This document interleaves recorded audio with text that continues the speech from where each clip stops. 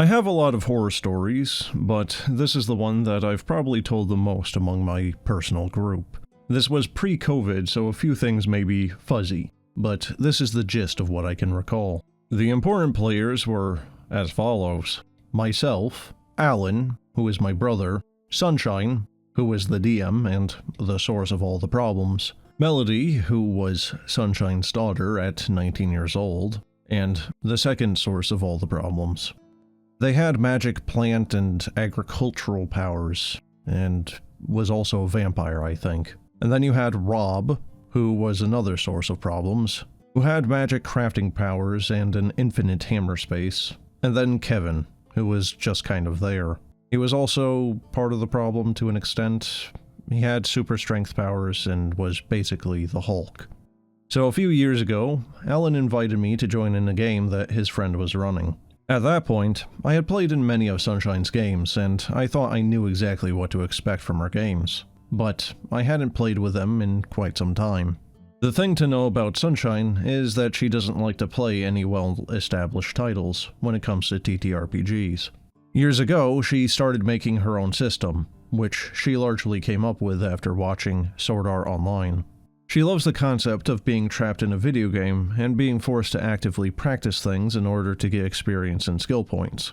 She also loves isekai animes, but is never satisfied with sending us to one single world, and instead will force us through portal after portal from one world to the next as soon as she's bored with the setting. She also constantly changes the rules of her system based on what she thinks is interesting at the time, and would sometimes force us into worlds where all of the skills reset because, well, the mechanics must be different here, thus making us start over from scratch. This has affected literally every game she's ever run since she watched SAO. This is made all the worse by the fact that she once was a halfway decent storyteller, but has become so obsessed with her system that she's largely done away with the storytelling part of the game. Well, Alan gave me the pitch for the game. He described a self-insert isekai kind of game, self-inserts also being one of Sunshine's favorite things. We were ourselves, forced into a video game where a god would speak to us, give us power that would effectively make us divine rank 0, and then we would go on adventures and become heroes.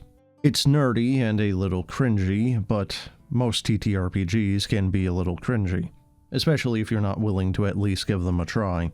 So I agreed to join, mostly because my brother really didn't want to join the game alone, and he needed someone, me, to throw under the bus if he really needed to leave.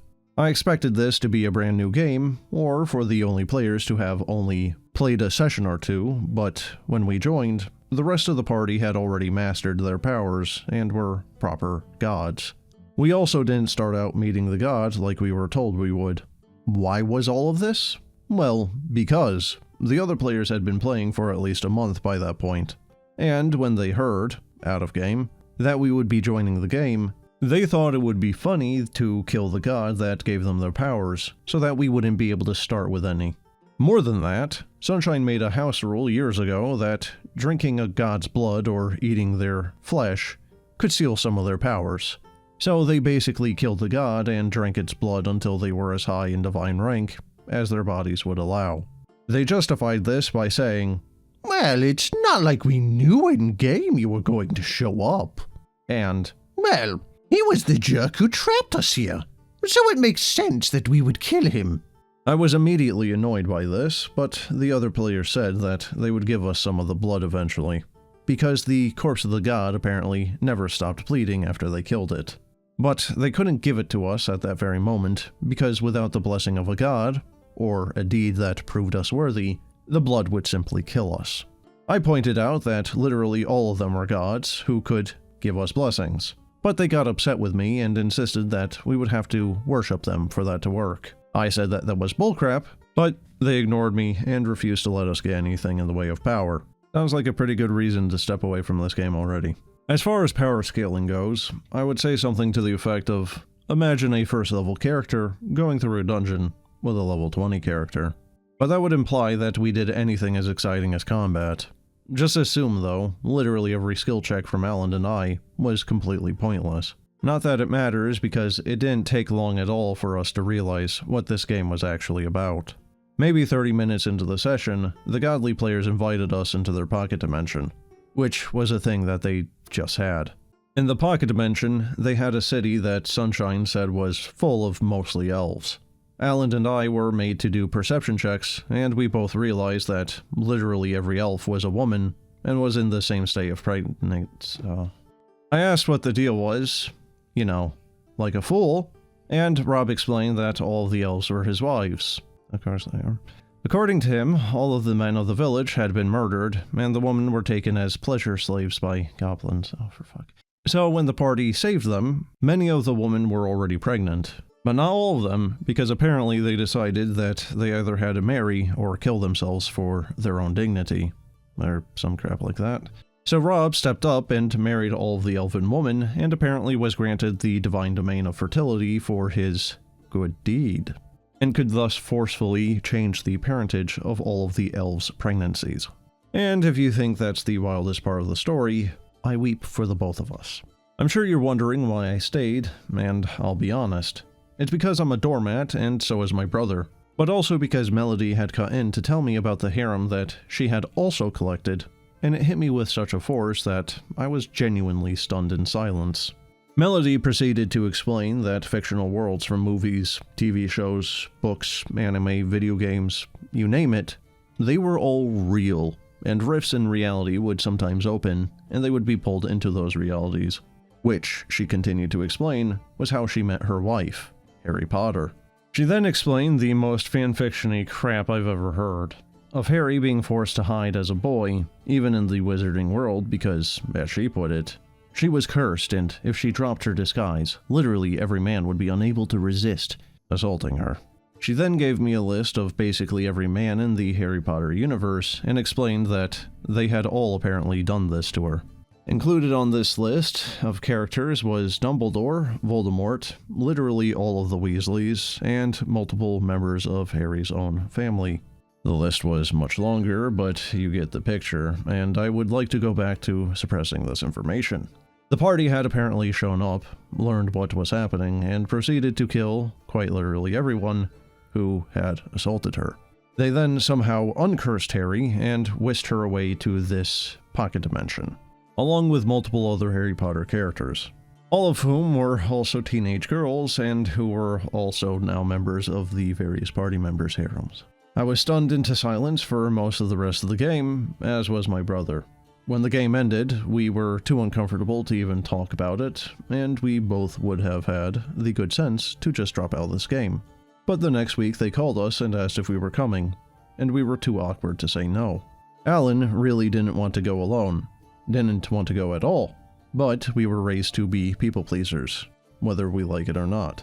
So we both reluctantly went back. I don't remember exactly what happened in all the sessions that followed, except for one because it was really weird. We ended up in the game Stardew Valley, and were recognized as the new farmers in town. We didn't know what the trigger was for how to leave this world, but Sunshine informed us that we had 2 years of downtime, after which the ghost of the farmer's grandfather would show up and judge our farm. She then basically asked us what we wanted to do with our time. I said, screw it. You all have magic, and I don't have anything. You can all work the farm, and I am going to go meet people around the town. Which, for some reason, seemed to upset them. Even though Melody had cleared the farm, and had perfect quality crops growing, and Rob had completely upgraded all the houses with his crafting magic in basically the first day. At some point I decided, if they were all going to be cringe, and have ever-growing harems, then I could romance at least one of the characters. I romanced Ellie, which Sunshine was thankfully not very descriptive about. In fact, she never was very descriptive about romance in the game, and mostly just said, "Roll me a charisma check," or something like that. It really was like collecting trading cards. Like the other players never really acknowledged their wives, once they had convinced them to come into the pocket dimension. The other player ended up romancing literally every woman in the town, including the ones that couldn't normally be romanced, which is to say, all of the married women in the town. And by the way, all the dateable people in the town that were usually men, they were all women in this world, and also came with us. Also, Kevin discreetly killed Mayor Lewis right before we left because he disrespected money, who, as you may have guessed, was one of the women he had added to his collection. My brother, you may be pleased to know, didn't take part in the romance, and instead spent the entire time fishing and making friends with only two people, Willie and Linus, who he proceeded to adopt and bring into the pocket dimension when we left. Because, well, if you can have a bunch of wives, then I can have a couple of roommates. It was a very weird session. Ultimately, we went to a total of 8 sessions, 3 of which Alan went without the divine gift we were promised at the very beginning, and I went without for almost 6 full sessions.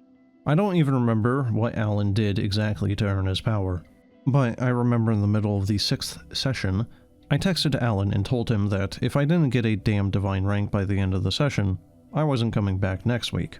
He told me not to worry, and that he was sure it would happen. A bit further into the session, he said that he needed a smoke break, and that he would go get a pizza, before insisting that Sunshine came with him. And wouldn't you know it, when they got back, Sunshine gave me a scene of me sleepwalking, somehow finding the corpse of the dead god, and hearing the voice of the dead god commanding me to drink its blood. I think it gave me fire and metal powers or something, but it was so underwhelming that it didn't really matter. Having a divine rank didn't make the game more fun. It just made me realize how much more boring the game really was in hindsight. All we had been doing from the very beginning was just reality hopping and collecting women, many of which Sunshine insisted on giving tragic, assault-filled backstories. Eventually, away from the table, I asked Alan if he was actually having fun in the game, and he looked disgusted by the very question. He admitted that he just wanted to play in one of Sunshine's games again, because they used to be such good friends and she used to be such a good DM, but ever since she started letting Melody play in their games, they had just gotten weird and they entirely catered to whatever Melody wanted. Alan ended up telling them that we wouldn't be coming back. I'm pretty sure he threw me under the bus to get out of it, but I told him that he could do it, so it's fine. And the game fizzled out on its own after that. Neither of us have been a part of any of Sunshine's games since, and I haven't even seen her or her kid since. I wish there was a moral here other than don't be a doormat, especially when you're uncomfortable, but good God. Don't have much to say on this one other than just ick. Remember that this is a mother DMing with her daughter there, and it does beg the question if the mother was just inserting a lot of these fanfiction-y type of crap because of her daughter. No matter how you cut it, it's just weird. But that's it for this one. Have a good one.